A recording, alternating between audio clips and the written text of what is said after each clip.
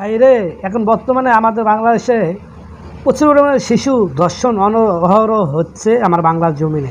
তো এই বিশেষজ্ঞ এই আপু ভাই ম্যাডামটা কি বলেছে, এক সাংবাদিক ভাই প্রশ্ন করলো যে শিশু অধিক হারে ধর্ষণের পরিমাণ বেড়ে গেছে, এটার কারণটা কি? তখন এটার প্রেক্ষাপটে সেই আপু বিশেষজ্ঞ শিশু বিশেষজ্ঞ বলল যে এই রোগের নাম হচ্ছে রিটুফিলিহীন এই রোগের নাম। এখন সাংবাদিক বললো এটাকে হওয়ার কারণ কি? তখন কি তাদের মানুষত্ব বোধ থাকে না সেল? তখন সেই আপুটি বলল, যখন একটি মানুষ যখন অনেক পরিমাণে সে পর্ন ভিডিও দেখে, এরকম আমাদের বাংলার যুবক সমাজে অনেকে দেখবেন পর্ন ভিডিও দেখে, তখন এর ফলে তার ওই ধরনের খারাপ চিন্তা ভাবনা চাহিদা তার মনের ভিতরে বাড়ে, তখন এই শিশুদের প্রতি আকর্ষণটা হয়ে যায় এবং ওই মনুষ্যত্ব সেন্স যেটা আমরা মানুষত্ব যেটা বলি সেটা তার আর থাকে না। তার ফলে এই ধরনের কাজগুলো করে। তা আমাদের যুবকরা কত ধরনের এই ধরনের পর্ন ভিডিও দেখার ফলে আজকে আমাদের বাংলাদেশের এই শিশুগুলো ধর্ষণ হচ্ছে। চলুন কিছু অংশ দিকে আসি।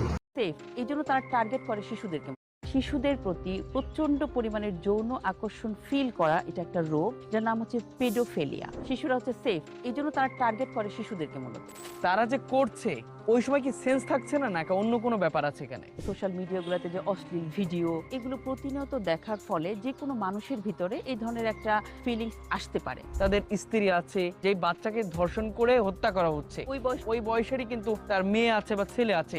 ওই মুহূর্তে তাদের মনুষ্যত্ব বোধ যে সেন্সটা, যেটাকে আমরা মানবিক গুণাবলী বলি, ওই সেন্সটা আসলে ওদের তখন ওই মুহূর্তে থাকে না। তো ওই বিকৃতির কারণেই তারা যে নিজের সন্তান যে আছে ওই ফিলটা তার মধ্যে আসলে ওই সন্তানের প্রতি আসে না। এটা কখনোই কম সময়ের মধ্যে করে না।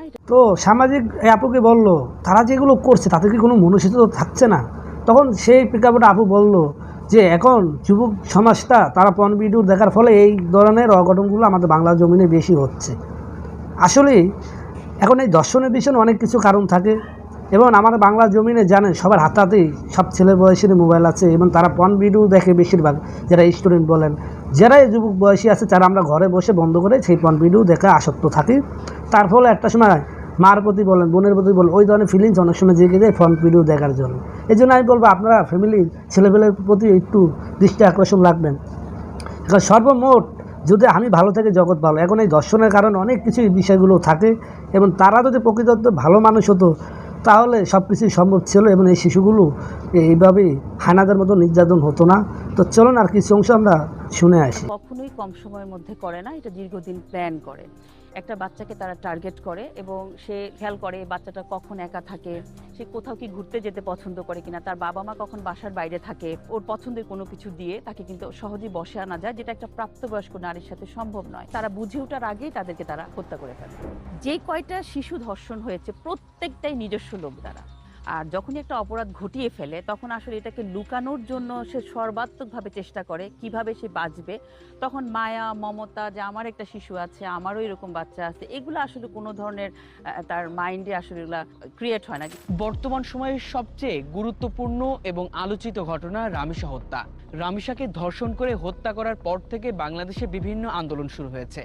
এই রামিসার আগেও কিন্তু আমরা দেখেছি আছিয়া এবং অন্যান্য, আমাদের হাতে কিন্তু এমন রিপোর্ট আছে। তবে এই ছোট ছোট বাচ্চাদেরকে টার্গেট করে ধর্ষণ করা হচ্ছে এবং তাদেরকে হিংস্র পশুর মতো প্রতিটা অংশ কেটে কেটে তাদেরকে হত্যা করার এই ঘটনার পর থেকে কিন্তু প্রতিটা মানুষের মধ্যে এক অন্যরকম মিশ্র প্রতিক্রিয়া দেখা গেছে। তো অবশেষে সেই আপুটি কথাগুলো শুনলেন এবং তিনি কি বললেন যে এটা একটা দীর্ঘ লম্বা প্ল্যান করা থাকে। যখন একটা নরপশু একটা শিশু বাচ্চার উপরে যখন নজর রাখে, তাকে টার্গেট করে, তাকে তার শরীরটাকে ভোগ করার জন্য, তো এইসব তো নরপশু দীর্ঘ লম্বা টাইম প্ল্যান করে থাকে, এটি একদিনে দুই দিনে হয় না।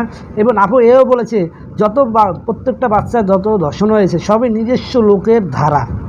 তাহলে বুঝতে পারছেন যে আপনার আশেপাশে যে প্রতিবেশীগুলো লোক আছে তারাই আপনার শিশুর উপরে নজর রেখে হায়নার মতন পরবর্তীতে তাদের উপরে ধর্ষণ করে হত্যা করে ফেলে। এবং এইভাবেই আপুটি বলতেছিল। এবং সেটি হচ্ছে শিশু ধর্ষণ, মানে শিশুরা যে ধর্ষণ হয় সেটির বিশেষজ্ঞ এই আপুটি। এবং ওনার কথাগুলো খুবই মূল্যবান কথাগুলো ছিল এবং এই কথাগুলো যদি আপনারা মেনে চলতে পারেন আশা করি আপনার সন্তানটা নিরাপদে থাকবে। এবং আপুটি বলতেছে যে এইগুলা বাচ্চার প্রতি সেই হানাগুলো নজরগুলো রেখে এইভাবে দর্শনগুলো করে থাকে। এবং পরিশেষে সেই সাংবাদিক ভাইরা বলতেছে যে দেখুন এই দর্শন প্রত্যেকটা বাচ্চার প্রতি হচ্ছে এবং সব এই আমাদের সন্তানের প্রতি এগুলো নজর রাখে।